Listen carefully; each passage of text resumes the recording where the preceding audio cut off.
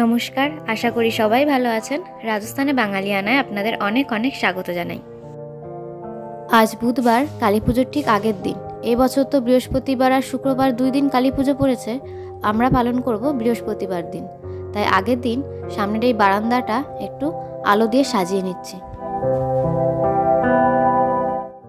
এখন সন্ধ্যা হয়ে গেছে, আর এই বড় সাদা লাইটটা বন্ধ করাতে টুনি লাইটের আলোগুলো বেশ বোঝা যাচ্ছে, পুরো ঝলমল করছে বারান্দাটা। আশেপাশের বাড়িগুলোতে এখনও সাজাতে দেখিনি, তবে আমরা কালকে পালন করব দিওয়ালি, তাই আগেভাগে আমরা আলো দিয়ে সাজিয়ে নিয়েছি। খুব একটা খারাপ লাগছে না দেখতে, মনে হচ্ছে আমার টিনের চালের নিচে লাল নীল সবুজ তারা ঝিলমিল করছে। দীপাবলি অনেক দিন আগেই চলে গেছে, কিন্তু ভিডিওটা আপলোড করে ওঠা হয়নি।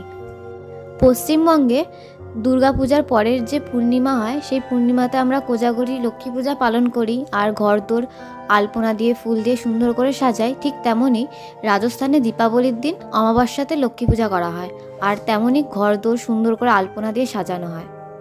রাবণকে পরাজিত করে ভগবান শ্রীরাম মাতা সীতাকে নিয়ে এই দীপাবলির দিনই অযোধ্যাতে পৌঁছায়, তাই এখানে এই দীপাবলিকে আনন্দ উৎসব হিসেবে পালন করা হয়।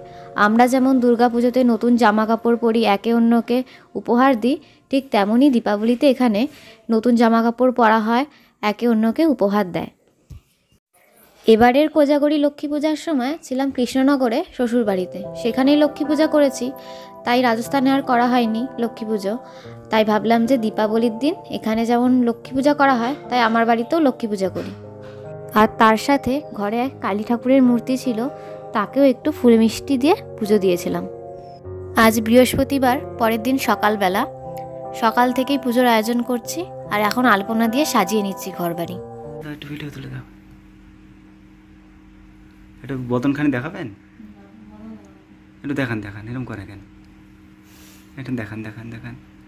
ঠাকুরের পাশে যে প্রদীপদানিটা দেখতে পাচ্ছেন, ওটা আর্টিফিশিয়াল। কৃষ্ণনগরের চাঁদনি মার্কেট থেকে দুর্গাপুজোর সময় আমার বর কিনে এনেছিল, তবে একটার বদলে যদি 2টো কেনা হতো তাহলে ভালো হতো। ঠাকুরের দুদিকে দিলে আরও বেশি সুন্দর লাগতো দেখতে। তখন বুঝতে পারিনি, পরে যখন বাড়িতে এসে ঠাকুরের পাশে সাজানো হচ্ছে তখন মনে হচ্ছে যে কিছু একটা কম লাগছে, দুদিকে যদি 2টো থাকতো বেশি ভালো লাগতো। কথা বলতে বলতে ঠাকুরের সামনে আমার আলপনা দিয়ে সাজানো শেষ হয়ে গেছে।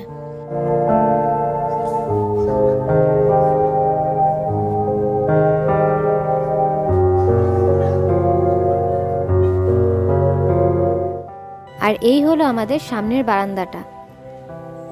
আর গেটের দুপাশে কলা গাছের বদলে এই গাছগুলো দেওয়া হয়েছে। এখানে কলা গাছ পাওয়া যায় না, তার পরিবর্তে শুভ কাজে এই গাছগুলোই দেওয়া হয়। আর দরজার ওপর দিয়ে ফুল আর আম পাতা দিয়ে সাজানো হয়েছে। এখানে রাজস্থানে দীপাবলির দিন আম পাতা দিয়ে সাজানো হয়ে থাকে। আর আম পাতাগুলো কালকে বিকালে আনা হয়েছিল, তো তাই একেবারে শুকিয়ে গেছে। বেলা 3টের পর অমাবস্যা শুরু হবে, তাই সন্ধে 6টা নাগাদ আমরা পুজো শুরু করেছিলাম। পুজো দেওয়া হয়ে গেছে, এখন আরতির থালাটা নিয়ে সারা বাড়ি একটু ঘুরিয়ে আনবে। তাছাড়া এখনও আমাদের সারা বাড়িতে মোমবাতি দিয়ে প্রদীপ দিয়ে সাজানো বাকি। যতই আর্টিফিশিয়াল টুনি লাইট দিয়ে সাজাই না কেন বাড়িঘর, মোমবাতি আর প্রদীপের আলো ছাড়া দীপাবলি যেন অসম্পূর্ণ। মোমবাতি আর প্রদীপের আলো যেন দীপাবলির দিন ঘরবাড়িকে একটা অন্যরকমভাবে যেন সাজিয়ে তোলে। এবারের পুজোয় বলা যেতে পারে দিওয়ালি গ্রামে আমরা দিওয়ালি সেলিব্রেশন করলাম। মানে আমরা রাজস্থানের যে গ্রামটাতে থাকি সেই গ্রামটার নামও হচ্ছে দিওয়ালি। যাই হোক, পুজো শেষে মায়ের কাছে এই প্রার্থনা করি, মা যেন প্রত্যেক সংসারে বিরাজ করে আর পৃথিবীর সকল মানুষ যেন দুবেলা দুমুঠো ভালোভাবে খেতে পায়। আজকের ব্লগটি এখানেই শেষ। ব্লগটি যদি ভালো লাগে তবে অবশ্যই লাইক করবেন, কমেন্ট করে জানাবেন যে কেমন লাগলো। যদি আমার ব্লগ আরও দেখতে চান তাহলে অবশ্যই চ্যানেলটি সাবস্ক্রাইব করুন। আর যারা ফেসবুক থেকে দেখছেন তারা অবশ্যই চ্যানেলটি ফলো করে পাশে থাকবেন।